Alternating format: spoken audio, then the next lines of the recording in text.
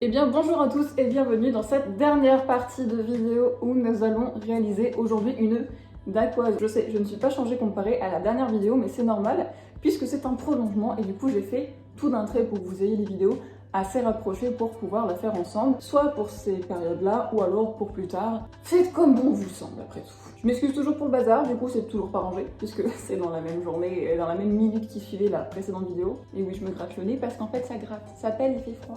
Vous en fichez. Oui. Et donc vous êtes prêts? C'est parti pour la suite de cette recette. Donc pour faire cette dacquoise, nous allons avoir besoin de 100 g de sucre, de 3 blancs d'œufs. Dans un premier temps, nous allons monter les blancs en neige. Dès qu'ils deviennent un peu mousseux, on commence à rajouter progressivement le sucre en poudre et en augmentant la vitesse de battage, nous allons pouvoir rajouter le sucre pour pouvoir obtenir des blancs en neige très fermes et brillants. Ensuite, nous allons peser nos 50 g de sucre glace que nous allons pouvoir également rajouter progressivement dans nos blancs en neige pour les faire très fermes. Une fois que nos blancs sont montés de façon très ferme, j'insiste dessus, on va pouvoir ajouter nos 100 g de poudre de noisettes ou d'amandes qui sont tamisées de préférence pour pouvoir les incorporer dans notre préparation. Ensuite, on prend nos 50 g de farine et on vient une nouvelle fois les rajouter dans nos blancs. C'est pareil, si c'est tamisé, tant mieux, ça évite d'avoir des petits morceaux et que ça soit bien homogène.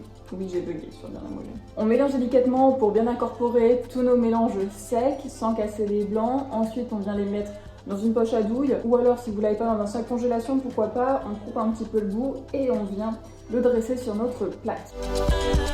J'en profite pour vous signaler, avant de mettre dans votre four, préchauffez-le à 240 degrés chaleur tournante. Donc une fois qu'on a plaqué notre mélange, on vient l'enfourner dans notre four à 240 degrés. Au départ, je l'ai mis 5 minutes dans le four, mais j'ai été beaucoup trop optimiste. Donc ne pas hésiter à le mettre plutôt 15 minutes.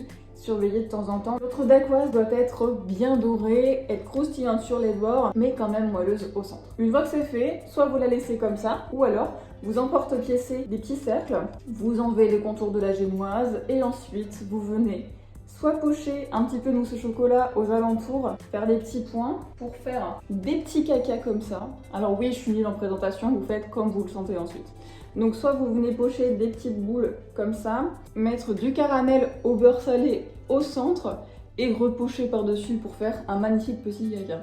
Alors ils sont pas très esthétiques mais ils sont vraiment très bons. Ou alors votre dacquoise, vous en faites ensuite ce que vous voulez, pourquoi pas faire une mousse de fraises dessus. Donc à la place de faire une mousse au chocolat, vous mettez simplement de la purée de fruits dans votre mélange de blanc en neige. Faites ce que vous voulez, vous mettez un petit coulis de framboise si vous voulez que ce soit un peu plus savoureux, un peu plus dynamisant au niveau du goût.